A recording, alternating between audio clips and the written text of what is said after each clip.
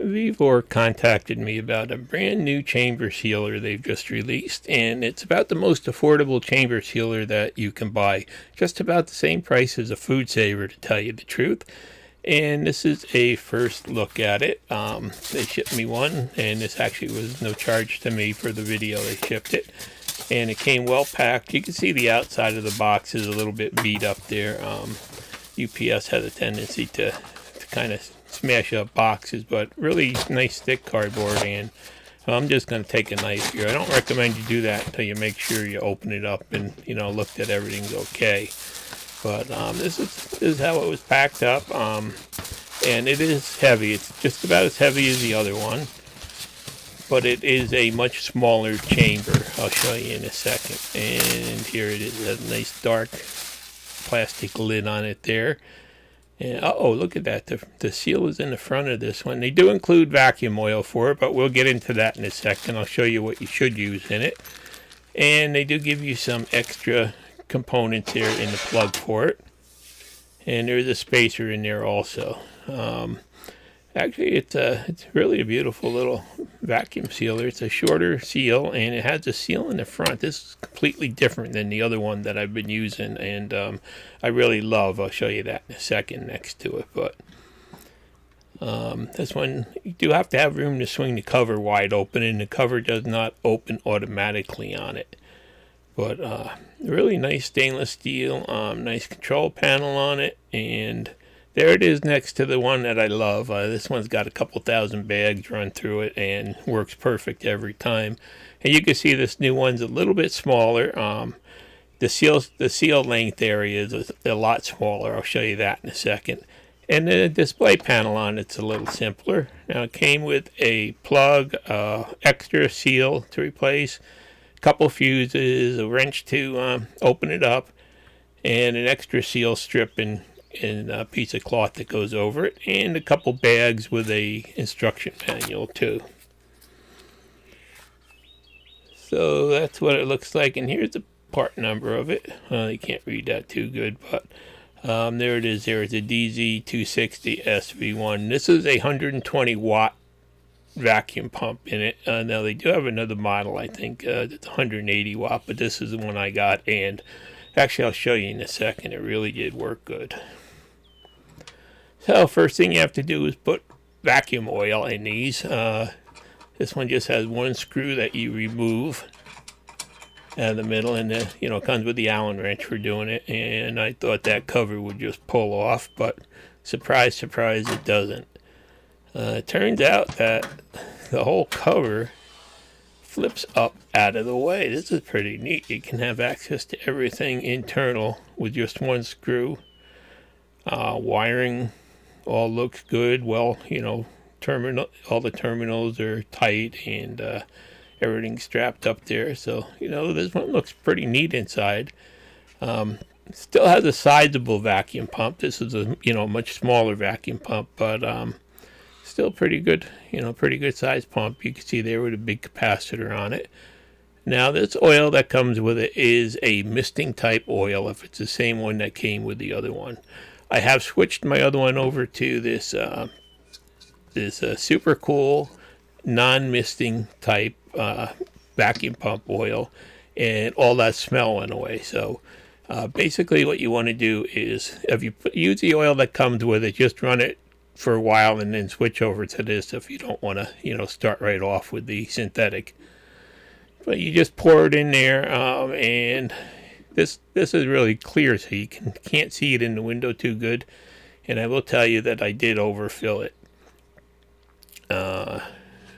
So while it's overfilled, I might as well show you how you drain this when it's time. After about 1,000 bags, I say just pull the plug and put new oil in it. And you take this one screw out. It's got a little O-ring seal on it. Pull it out, and that's a drain plug for the oil. Make sure that top vent is off. And I'm just going to drain it down until it's at the proper level, because I did overfill it. But when it's time to change the oil, this one is really a simple one to access everything and do it. And then once it's at the proper level, I'm just going to tighten that screw up a little bit, make sure it's sealed, make sure that the little O-ring is still on there. And that's it. You can see I'm just a little, well, I'm looking at it crooked here, but I'm just a little bit over the level mark there. You want to be, you know, a little bit higher than that level line. And then make sure the O-ring is on that little filter when you put it back on, and just screw it back on. This one's really nicely made. I'm pretty impressed how it opens up like that. Really works nice. Then to close it up, just close it over, put the screw back in, and you are ready to go. Time to, you know, now you can turn it on once it has the oil in it. And let's put the plug in now. So I'm just going to spin it around here, and there it is. I turned it on now, powered it up, and there's how you set your vacuum time. Set at 35, seal time. I set that at 1.8 for the thinner bags that I use. And the cooling time is 3, I find works pretty good. Now, my first test is going to be a bag of water. I like to make up these ice packs for the cooler. And you can see it, you know, you can't do liquid in a food saver type sealer, but this one I test them out with liquid right up front. And hit the start button. I had all those settings in there. And I'm going to watch vacuum gauge go up, and this actually seems to be about the same speed as the other one when it comes to pulling the vacuum. The bigger one might be a little bit faster because it has a, you know, really big pump. But I will tell you one thing, this thing is like half as loud as the other one. And then when you get down to those last couple seconds, you can see it starts slowing down because that is a higher vacuum you're getting to. And it looks like that time, 35 seconds, was just about perfect to get a good vacuum in there, full vacuum. Alright, so then it automatically releases the vacuum, and you have to open this one up. It does not open automatically, and you need room to swing the lid open. And there we have it, 2 cups of water sealed in a bag that makes a perfect ice pack for a cooler, and you can rip it open and drink it once it's, you know, defrosted. So perfect seal, worked perfect, really pretty amazing. And these are the size bags that I use. The 8x12 we use for 95% of what we do. And there you can see this will take, you know, 8x12 bags. That's about the biggest. Actually, you can go for a 9x12. And here's the bag we did last year, our sauce. You can see it's 8x12. They hold 2 cups of liquid, and you can do them in here. So this sealer actually would do 95% of what we do. A little bit smaller chamber than the other one, but it should work. And I'm just going to play around and do a couple more to see if I get the same results over and over again. And again, this has a seal bar in the front. I don't know if I like it more or less than the other one. I'm used to the one in the back already, but this is kind of nice too. And there we go. Got another perfect seal, perfect bag. So it looks like it must have the same, you know, use the exact same sealing technology and stuff as a bigger one, which I am very happy with. And again, I made 3 of these bags up. No leaks in any of them. And I'll throw them in the freezer and make some ice packs out of them. Now, these things are not just good for food. I find out when I buy like dowels or biscuits in bulk, they do absorb moisture in my shop. And sometimes they swell over time. And if you take them when they're new and you just make bags of them up with about, you know, the number you're going to use, and vacuum pack them, it'll keep all the moisture out of them, and it'll keep them, you know, the same size pretty much. Then I'm just going to throw a bag in there, drop the lid, and the only thing you want to make sure when you're doing wood items, there are no splinters sticking out, because they will poke through the bag under vacuum. And again, getting right down there in the vacuum. Everything works perfect. Looks really good. Pretty impressed about this. Just the cost of this one alone is really amazing. Just about the same as a food saver. Actually, there's a big sale on this weekend for Father's Day, I think so. And there you go. And there we have some sealed dowel. Now, my wife made up a barley vegetable soup, and she wants to put some of that in the freezer for later. So I figured, might as well just test this out with some soup here. So 2 cups, as we always do in a bag. And then I take my Dixie cup there that I've cut the bottom out of. Use that to keep the bag seal surface from getting all gooey as it goes in. And there we are, 2 cups in the bag.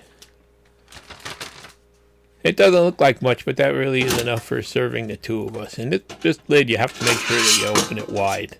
Otherwise, it'll come back down on you. So let's seal this up. And for the liquid, you have to take that spacer out. And line the bag up in there. And then you just have to put that little metal bar, hold down bar in place. Keep things from moving. And that's it, the go button. So once you figure out the settings, probably for the different thickness bags and different manufacturers' bags here, you'll come up with different numbers. But I've been using a lot of those Avid Armor bags, and they take 1.8 seconds on both machines, it looks like. And there you can see this one does pull a good vacuum in same amount of time, and everything looks good. Pretty amazing how they've gotten the price of these down so far. Nobody else can touch these prices or the quality, I don't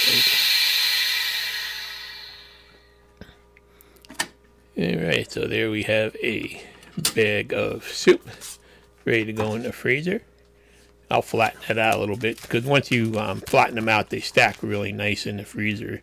And they stack like books. There they are, and don't take up much room. So there's some barley vegetable soup. And each one of them is about 2 servings. Now, we went down to Costco, grabbed some burger. We buy a lot of burger in bulk. And whenever I'm doing something messy like burger, I like to fold the top seal section of the bag over.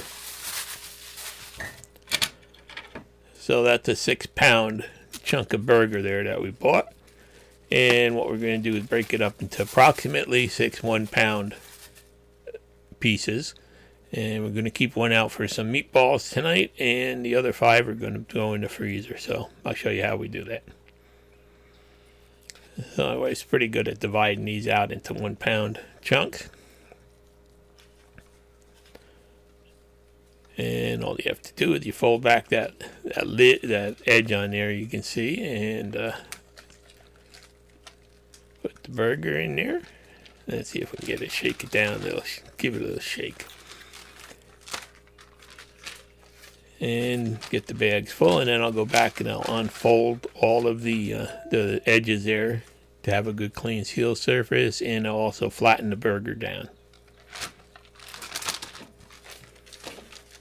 So this is really great. When you store meat this way, it actually pushes the blood into the meat. It doesn't pull it out like a food saver does. So the meat always stays much better using the chamber sealer. I will say that. Now there, going to flip that back over so I do have clean areas for the seal.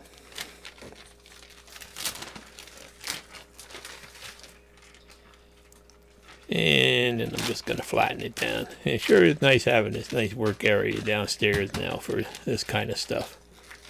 Keeps the mess out of the kitchen and the noise out.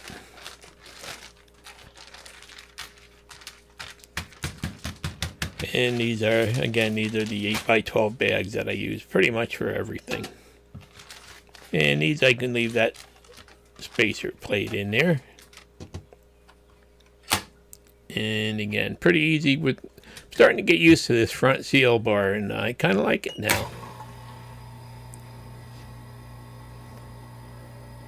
And let's just start that off. Let it count down. Vacuum pulls good on this. Definitely a lot quieter than the other one.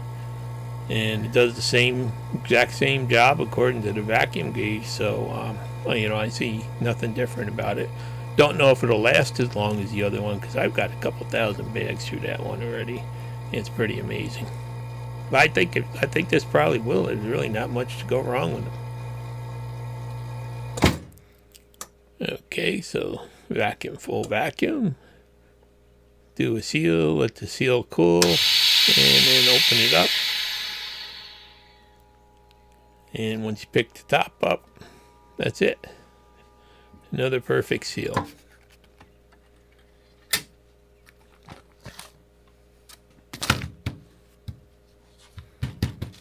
So yeah, it looks like this one, actually, anybody on a fence about getting one of these, this may be a good starter. Actually, this would be good for pretty much all of our needs, except for one I want to do like two 6-inch bags wide, or something a little bit deeper, thicker. But this one really is a great bargain, I think. So let's set them both up now. Do both of them. Run them both at the same time. You can see the one you put the seal in the back, and the other one you just close it and it turns on automatically. So I'm going to run them down. I did have the big one set with a little bit shorter time, but you can see that the big one is pulling down the vacuum just a little bit faster. So, probably about 3 seconds different. So I'm going to say, that's the only real difference between them. And, the big one does use a lot more power too. So I'm pulled down faster. But there, that one hit the zero vacuum, and the other one's down there too now. So pretty much both do the exact same thing. Like this one is bigger. You can do, a little bit bigger items in it. And this other one is really easier to fit on the countertop, except for it does need room to swing open on the top. You can see there. So there it is, identical jobs on both of them. I would highly recommend either one of these machines to get going with, because actually that one has been awesome. So here I froze the soup up. I'll show you, how they stack up nice and thin when you freeze them. Fit in the freezer nice. Burger's going to go in the freezer next. And here's those ice packs that I made up. And again, you throw them in a cooler, and then you can break them open and use them for water. There's a little tear thing on the side of them. You can pour it in a cup. And also work for arts and crafts items, as long as you don't have any sharp, pointy things. And there's like some of the stuff from last year that we froze. You can see how easy it stacks up and nice stands in the freezer. So I'll put some links down in the description to this, and I think it's really another awesome buy from Vevor. I've just had so much good luck with the items from them, and really just affordable for a vacuum, for a chamber sealer. It's unbelievable, I think. I wish I had seen something like this years ago, but anyhow, as you can see, Vevor's constantly bringing new products to market and trying to just make them better, I guess. So I'll put some links in the description. Thanks for watching. Please subscribe.